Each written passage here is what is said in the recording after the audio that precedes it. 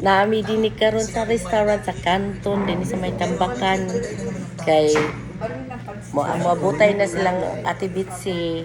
Imbita sa akong mga igsoon, kauban. Ini. Wala lagi ko kakuan din ay.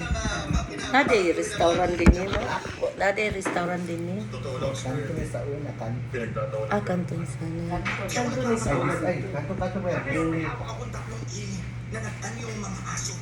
Silang Ate Alma. Sana uban si Kuya Pipot no? Bukay ka pa na sila.